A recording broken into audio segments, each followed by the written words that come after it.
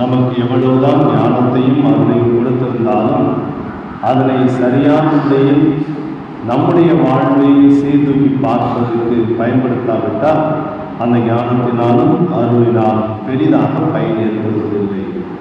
பெரிய பிரியமானவர்களே, இன்றைய நாட்களில் முதல் வாசகத்தில் நம் அரசர்கள் முதலிலிருந்து வாசிக்கின்றோம். மிகப்பெரிய புகழ்பெற்ற அந்த சாலமன் அரசரை பற்றி நாம் இந்த நாட்களில் வாசிக்கின்றோம். இன்றைய முதல் வாசகத்தில் அரசர் புத்தகம் 10ஆம் அத்தியாயத்திலிருந்து நாம் வாசித்தோம்.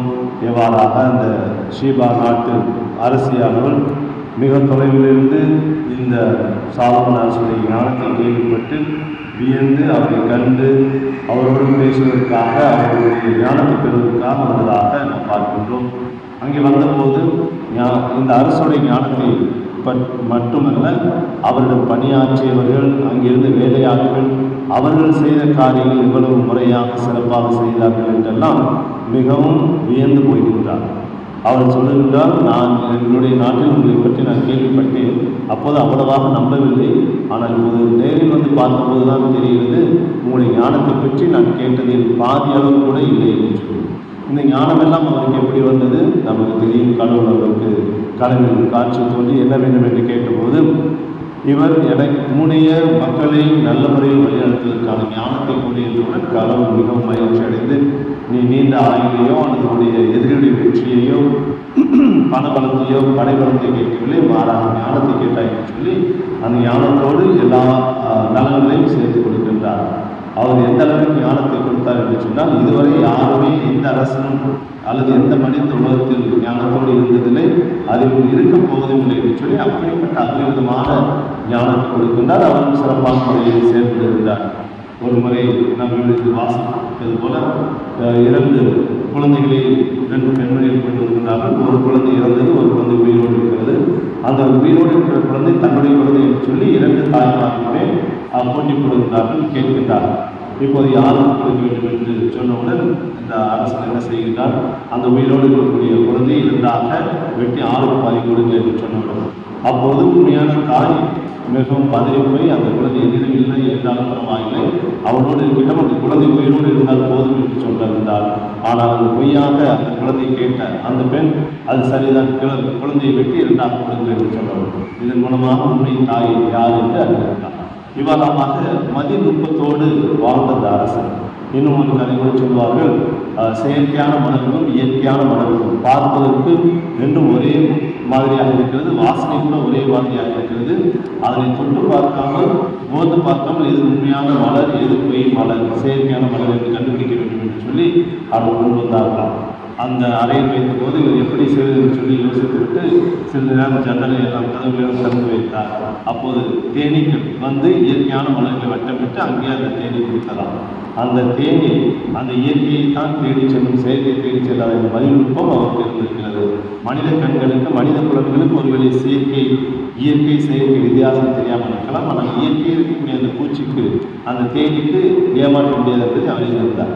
இப்போது என்ன கேள்வி என்று சொன்னால், இவ்வளவு ஞானம் மிக்கவர், உலகமே வியந்து பாராட்டக்கூடிய கடவுளே நேரில் தோன்றி இதுவரை யாருமே முன்னால் இருந்ததில்லை, பின்னால் இருக்க போவதில்லை என்று சொன்ன அந்த சாலமன் தன்னுடைய பிற்காலத்தில் ஏன் கடவுளை விட்டு வெளியேறினார், கடவுளை விட்டு தொலைதூரம் போயினார் என்று சொல்லி பார்க்கும்போது, அந்த பிற நாட்டு பெண்களை எல்லாம் அவர் மணந்திருக்கின்றார். ஹிட்டைட்ஸ், மோவாபைட்ஸ் என்று சொல்லி பல இஸ்ரேல் அல்லாத பல நாட்டு பெண்களை, பல பெண்களை அவர் மணந்திருக்கின்றார், அவரோடு வாழ்ந்திருக்கின்றார். இந்த பெண்களை மகிழ்ச்சிப்படுத்துவதற்காக இறைவன் கொடுத்த அந்த உடன்படிக்கையை, கட்டளை மீறி வேறு தெய்வங்களுக்கு பழி செலுத்தக்கூடிய ஒரு நிலையை நாம் பார்க்கின்றோம்.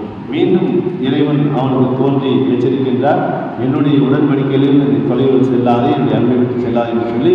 ஆனால் மக்களை, மனிதர்களை அவர்கள் திருப்திப்படுத்துவதற்காக தன்னுடைய இறைவன் கொடுக்கக்கூடிய அந்த அவர்களுடைய ஆசீர்வாதத்தை அல்லது கட்டளை மீறி வேறு தெய்வங்களை தேடி அவர் சொல்லுகின்றார். இதனால் தான் கடவுள் சொல்லுகின்றார், அவருடைய அரசாங்கம் 2ஆக பிரிக்கப்படுகிறது என்று சொல்லி. 80 ஆண்டுகள் அவன் மிக சிறப்பாக ஆட்சி செய்கின்றான். அதன் பிறகு அவனுடைய மகன் ரெஹோபாம் அவன் ஆட்சி செய்யும் போது அந்த ஆட்சியாளர் இரண்டாக இஸ்ரேல் அரசாட்சியான இரண்டாக பிரிகிறது. 10 ட்ரைப்ஸ் அவர்கள் ஏற்றுக்கொள்ளவில்லை. எனவே 2 அந்த குலத்தார் சேர்ந்த தெற்கு பகுதி வடக்கு பகுதி என்று இரண்டாக பிரிக்கப்படுகிறது. அன்பார்ந்தவை, இறைவன் இவ்வளவு ஞானத்தை கொடுத்த போதும் அந்த ஞானத்தை அவர் சரியாக தன்னுடைய வாழ்க்கையை சீர்தூக்கி பார்ப்பதற்கு பயன்படுத்தவில்லை. அவர் கடவுளை கேட்கும்போது கூட என்ன சொல்லுகின்றார்? நீ கொடுத்த மக்களை நான் சரியாக அரசாட்சி செய்வதற்கு எனக்கு ஞானத்தை கொடு. என்னுடைய வாழ்வை சீர்படுத்தி செம்மைப்படுத்துவதற்காக அந்த ஞானத்தை அவர் கேட்கவில்லை. அவர் கேட்டது போல் கடவுள் ஞானத்தை கொடுக்கின்றார். அந்த ஞானத்தை வைத்து சிறப்பாக அரசாட்சி செய்தார். மக்களுடைய பிரச்சனையை தீர்த்து வைத்தார். மக்களுடைய மக்களை நல்வழிப்படுத்தினார். அந்த நல்வழியில் இவன் நடப்பதற்கு தலைவர் விட்டானோ என்று எனக்கு தோன்றுகிறது என்பார்கள்.